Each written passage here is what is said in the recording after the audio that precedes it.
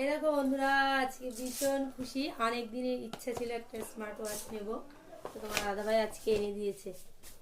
এইটা ওর একটা বন্ধু আর কি দোকান আছে, তো ওখান থেকে নিয়ে এসছে, অনেকটা কমে পেয়েছে। আর আমার ফোনের সাথেই কানেক্ট করে নিয়েছে।